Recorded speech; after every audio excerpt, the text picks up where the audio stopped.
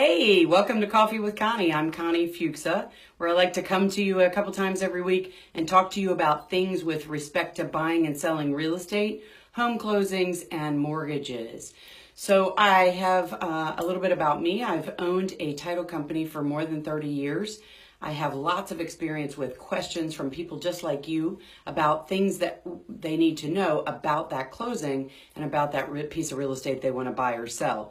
So what I try to do is come to you and share questions that others have asked, either things that have been asked more recently or things that are asked at closing or during the closing process, and hopefully be able to help you understand some of the things that other people ask questions about. So if you have questions, please feel free to reach out and let me know, because it helps me be able to gauge what kind of information you're looking for. And if you have that question, more than likely someone else out there does as well. So one of the most common questions we get is, how much money am I going to need for closing? And so it used to be that we wouldn't find out until right before closing. You'd get an estimate, a rough estimate from your mortgage lender, and they would go through all of the numbers when they calculated what they thought you could qualify for with the loan, and they would give you an estimate. And sometimes those estimates would be fairly close, and sometimes they wouldn't be fairly close, typically depending on the mortgage lender that you dealt with and the experience they had in the jurisdictions. Things have changed a lot since then. The internet has helped with a lot of that. And one of the nice things about being able to do this is that there's a lot of resources online that the mortgage lender can grab from to be able to make sure that the estimate they give you is very spot on. The other thing that's very important is the regulations changed several years ago, and there's a different process for providing you with that information, and the lender has to provide that to you right up front. And so they pull on all their resources to try to make sure that they're giving you the most accurate information possible. Partly because they want you to have the most detailed information, but also partly because they need to be absolutely sure that what you have available to purchase that purchase that property with and what you can borrow are in correlation with what you think you're looking at. So a good lender is going to go through and make sure that they understand all the pieces, and they're going to give you a really good estimate right outside of the gate.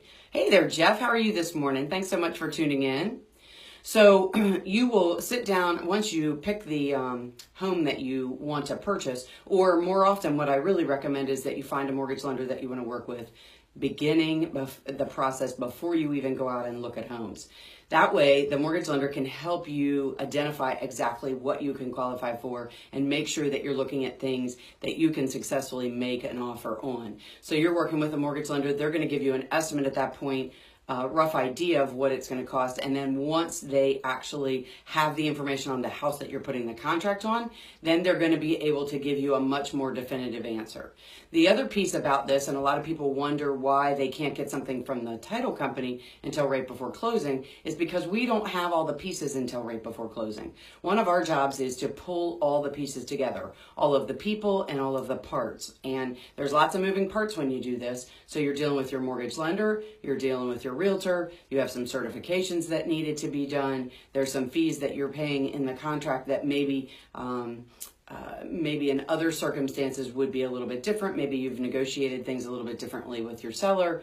Maybe you are purchasing a home that needs some repairs, so that's being built into the loan. So there's a lot of pieces that we don't know until a couple days before closing. And once the mortgage lender gets us all their information, then we compile all of that and we're able to give you a definitive answer. But what we always recommend for you for your closing is that you work with the number that your mortgage lender gave you. You trusted them to do the work. They are very capable of putting those numbers together for you purposely to make sure that they're correct. And then they're going to be able to give you a number, and you're going to work with that number.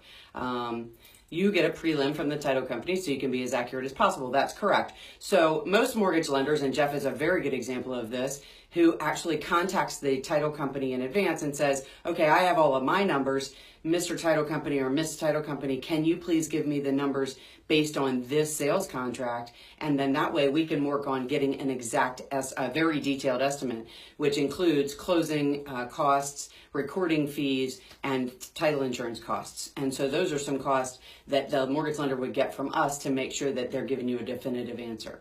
A lot of title companies, and we happen to be one of them, actually has a calculator on our website. So if you're working with a mortgage lender and you guys are doing something over the weekend, there's a easy tool on our website and lots of other places out there that you can actually go and put in information in and get those exact numbers. So if you're working up preliminary information in the beginning, you can do it right off of our website. So so then the mortgage lender gets us all the information very soon before closing because everything's getting wrapped up, and then we're able to give you the figure that's going to happen at closing.